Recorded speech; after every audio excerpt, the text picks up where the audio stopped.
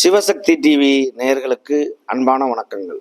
உங்கள் பாரம்பரிய அருள்வாக்கு ஜோதிடர் பாலசுப்ரமணியன் அடியனின் அன்பு வணக்கங்கள். என்றும் குருவழியில் குருவை நேசிப்போம், குருவை போற்றுவோம். இப்போ நம்ம எதை பற்றி பார்க்க போகிறோம் அப்படின்னா, செவ்வாய் பயிற்சி. இந்த செவ்வாய் பயிற்சியாகி அதாவது காலபுருஷ தத்துவப்படி 12ஆம் இடமான மீன ராசியிலிருந்து அவருடைய சொந்த வீடான காலபுருஷன் தத்துவப்படி முதல் ராசிக்கு மேச ராசிக்கு பயிற்சி ஆகிறார். அவர் பயிற்சியாகி அவருடைய பயண காலங்கள் ஒரு ராசியை கடக்கிறதுக்கு 45 நாட்கள். அந்த 45 நாட்கள்ல இந்த செவ்வாய் பயிற்சி எப்படிப்பட்ட பலனை கொடுக்கும் அப்படிங்கிற ஒரு விஷயத்த நம்ம விரிவாக பார்ப்போம். அதுக்கு முன்னாடி இந்த செவ்வாய் பயிற்சி பார்த்தீங்க அப்படின்னா வைகாசி மாதம் 19ஆம் தேதி, அதாவது 1/6/2024 சனிக்கிழமை இந்த செவ்வாய் பயிற்சியானது. செவ்வாய் பார்த்தீங்க அப்படின்னா மேச வீடான காலபுருஷ தத்துவப்படி முதல் வீட்டில் செவ்வாயுடைய வீட்டில் சொந்த வீட்டில் செவ்வாய் இருக்கு. சூரியன், சுக்கிரன், புதன், குரு 4 கிரகங்கள் ரிஷப வீட்டில் இருக்கு, 2ஆம் வீட்டில். கேது பகவான் அவருடைய 6ஆம் இடமான கன்னி வீட்டில் இருக்காரு. சனி பகவான் கும்பத்தில் இருக்காரு. ராகு மற்றும் மீனத்தில் இருக்கு. இந்த 12 ராசிக்கும் இந்த செவ்வாய் பயிற்சியானது எப்படி இருக்கும் அப்படிங்கிற ஒரு விஷயத்த பார்ப்போம். அதுக்கு முன்னாடி பார்த்தீங்க அப்படின்னா செவ்வாய் எப்படிப்பட்ட ஒரு கிரகம் அப்படிங்கிறத கொஞ்சம் பார்ப்போம். அரும்பெரும் சாதனைகளை செய்ய வல்ல துணிச்சலையும் தைரியம், வீரியம் இதெல்லாம் அளிக்கக்கூடிய கிரகம் செவ்வாய். அதாவது பார்த்தீங்க அப்படின்னா தம்பியுடையான் படைக்கஞ்சான் சொல்றோம்ல, தம்பி என்கக்கூடிய கிரகம் செவ்வாய். இந்த செவ்வாய் பார்த்தீங்க அப்படின்னா இவரின் பலம் அமைந்தால் மட்டுமே, ஒரு சாதகமான ஒரு பலம் அமைஞ்சால்தான் சொந்தமா சுயமா ஒரு வீடு கட்ட முடியும் அப்படிங்கிற ஒரு விஷயத்தையே யோசிக்க முடியும். அப்ப இந்த செவ்வாய் பகவான் பார்த்தீங்க அப்படின்னா இந்த 12 ராசிக்கு எப்படிப்பட்ட ஒரு பலனை கொடுக்க போறாருங்கிற ஒரு விஷயத்த நம்ம விரிவா பார்க்க போறோம். அன்பார்ந்த கும்பராசி அன்பர்களே, இந்த கும்பராசி இது பார்த்தீங்க அப்படின்னா இந்த கும்பராசிக்கு ராசிநாதன் சனி பகவான், அவர் ஆட்சி பலத்துல இருக்கார். உங்களுக்கு 3க்கும் 10க்கும் உள்ள அதிபதி செவ்வாய் பகவான். இந்த செவ்வாய் பயிற்சியை பத்தி தான் இப்ப நம்ம பார்க்க போறோம். செவ்வாய் பகவான் பாத்தீங்க அப்படின்னா உங்களுக்காக இந்த கும்பராசிக்கு 2ஆம் இடத்துல இருந்த செவ்வாய் பகவான் 3ஆம் இடமான முயற்சி ஸ்தானத்துக்கு பயிற்சி ஆயிட்டார்.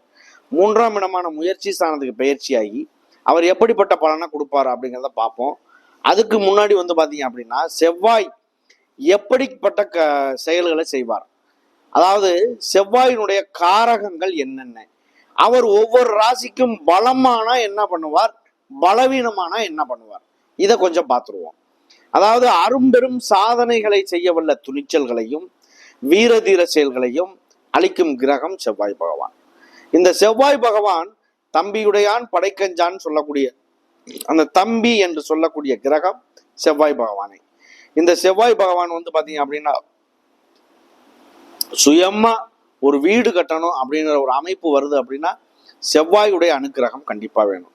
சகோதரர்காரகன் என்றும் அழைக்கப்படுவார். வீரதீர செயல்கள், ஆபத்தான காரியங்கள், ஒண்ணுமே முடியாது, இந்த வேலையை செய்ய யாராலே முடியாதுன்னு நம்ம சொன்னோம் அப்படின்னா யாராவது ஒருத்தர் வருவேன், செவ்வாய் பலம் பொருந்தியவன் வருவேன். ஒரு கேணிக்குள்ள இறங்கணும் பயப்படுவான் எல்லாரும், அவன் துணிச்சலா இறங்குவான். செவ்வாயினுடைய காரகம். அப்ப அந்த வீர தீர செயல்கள் எல்லாத்துக்குமே காரகர் யாரு, அந்த காரியங்கள்லாம் செய்யக்கூடிய இது யாரு, செவ்வாய் தான். விபத்து, கண்டம், இரத்த காயம், எதிரிகள் இது எல்லாமே இருக்கிறது யாரு, செவ்வாய் தான். விதவை, போர், போர்க்களம், வெடிபொருட்கள், ஆபத்தான நெருப்பு, உடலில் இரத்த ஓட்டம் இது எல்லாம் செவ்வாயுடைய காரகம். உஷ்ணம், அம்மை நோய், இதுல பாத்தீங்க அப்படின்னாக்கா கொப்பளம் மேல வருது, பெரிய பெரிய கொப்பளம், பேர ஆசை, அதிக காமம், ஒரு காம குணங்கள் இருக்குன்னா அது அதிக காமம். அதுலயும் பாத்தீங்க அப்படின்னாக்கா இதுல பெரிய விஷயம் என்ன அப்படின்னா அதிக காமம் இருந்தாலும் திருட்டு குணம், அதாவது எந்த அளவுக்கு நல்லவனா இருக்கானோ அந்த அளவுக்கு கெட்டவனாகவும் இருப்பான். திருட்டு குணம், தீய எண்ணங்கள், இது எல்லாத்துக்கும் காரகர் செவ்வாய் தான். ஒரு ஜாதகத்துல செவ்வாய் பலம் அடைகிறதும் பலவீனம் அடைகிறதும் அவரவருடைய நிலையை பொறுத்து, அவரவருடைய ஜாதி விதி ஜாதகத்தை பொறுத்தது. அப்போ உங்களுக்கு வந்து பலமா இருக்கிறதும் பலவீனமா இருக்கிறதும் அவரவருடைய கர்ம வினையை பொறுத்தும் உண்டுன்னு சொல்லலாம்.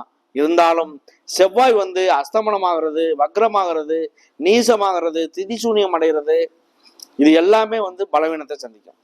செவ்வாய் வந்து உச்சம் பெறுவது, ஆட்சி பலம் பெறுவது, அதுலேயும் வந்து பார்த்தீங்க அப்படின்னா நீச பங்கமாவது, இது 1-5-9 சுபரான இடத்துல இருப்பது, இது எல்லாமே வந்து ஒரு நன்மையை செய்யும். ஒருத்தருக்கு வந்து மேலும் வீடு கட்டத்தை போன்றவற்றை கிரகம் அமைகிறதே வந்து பார்த்தீங்கன்னா செவ்வாய் தான்.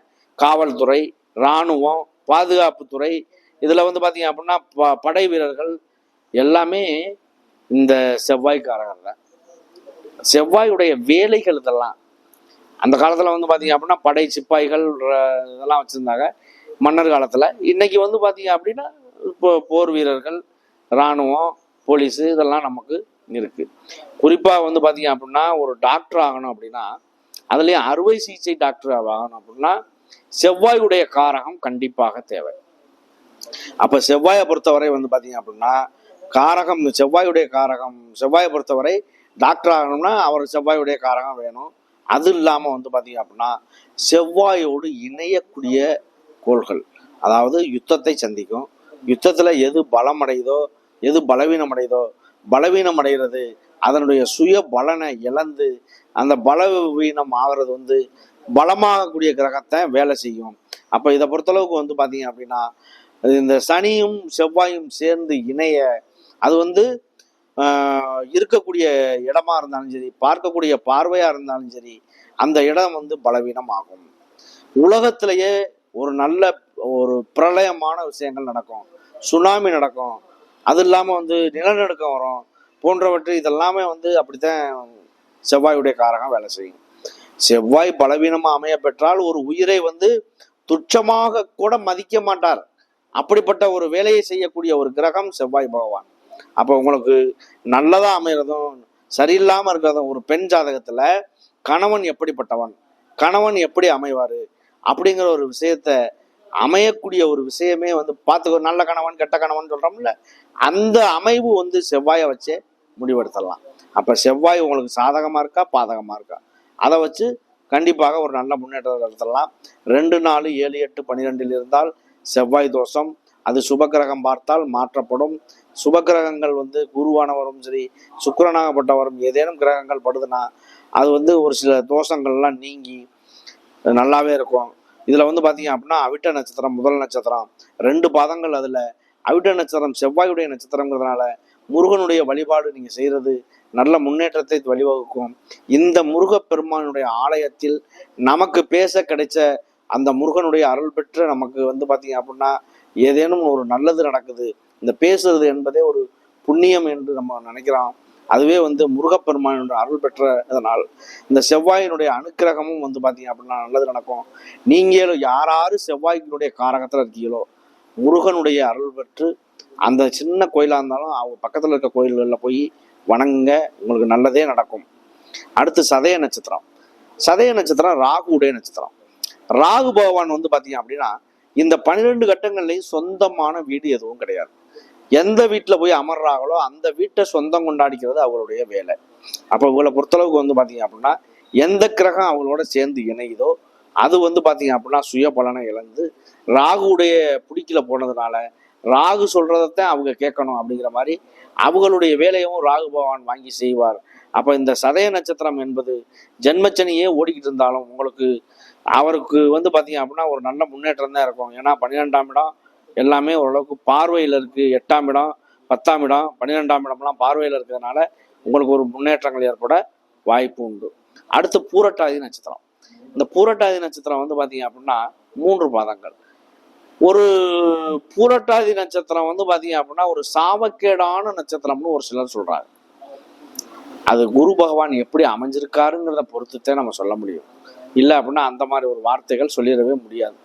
அதாவது இந்த பூரட்டாதி நட்சத்திரத்தில் பிறந்தவங்களுக்கு ஒரு சிலருக்கு வந்து பார்த்தீங்க அப்படின்னா நன்மை இருக்கும், ஒரு சிலருக்கு தீமை இருக்கும். ஏன்னா அந்த கிரகங்களுடைய அமைப்பு, கோச்சார பலன், தசாபுத்தி பலன், உங்களுடைய விதி ஜாதகத்தில் என்ன அமைப்பு இருக்குன்னு பார்க்காம சொல்லவும் முடியாது. முன்ஜென்ம கர்மா என்னன்னு யாருக்கு தெரியும்? அதனுடைய தொடர்ச்சி தான் இந்த பிறவி. இந்த பிறவியில் நல்லது கெட்டது இன்பங்கள் துன்பங்கள் எல்லாம் அனுபவிக்கிற வரைக்கும் நம்மளுடைய உடல்ல உயிரை நீடிக்க செய்யறது சனி பகவானுடைய வேலை. அந்த சனி பகவான் ஜென்மச்சனியா ஓடிக்கிட்டு இருக்கிறதுனால ஒரு சில பாதிப்புகள் இதுல உண்டு. பாதிப்புகள் இருந்தாலும் நன்மை அடையவும் வாய்ப்புகள் நிறையா இருக்கு. வாய்ப்புகள் எதா இருந்தாலுமே நல்லபடியா பார்த்து பயன்படுத்துங்க. இந்த அதாவது அவிட்ட நட்சத்திரம், சதய நட்சத்திரம், பூரட்டாதி நட்சத்திரம் 3க்குமே நல்ல வாய்ப்பு இருக்கு. வாய்ப்புகள் எதுவாக இருந்தாலுமே நல்லதா பயன்படுத்துங்க. இந்த சனி பகவான் பார்த்தீங்க அப்படின்னா உங்களுக்கு வக்ரம் அடைகிறார். இன்னும் அடுத்த மாதத்தில் பார்த்தீங்கன்னா வக்ரம் அடைஞ்சு ஒரு 4-5 மாதத்துக்கு வக்ரங்களில் இருப்பார். ராசிநாதன் வக்ரம் அடைகிறது உங்களுக்கு ஒரு வகையில் பலவீனத்தை சந்திக்கக்கூடிய சூழ்நிலைகள் ஒரு சில நேரங்கள் வரும். கொஞ்சம் கவனத்தோடு செயல்படுவது நல்லது. கண்டிப்பாக இந்த அவிட்டம், சதயம், புரட்டாதி 3க்குமே மாற்றங்கள் உண்டு. நன்றி, வணக்கம்.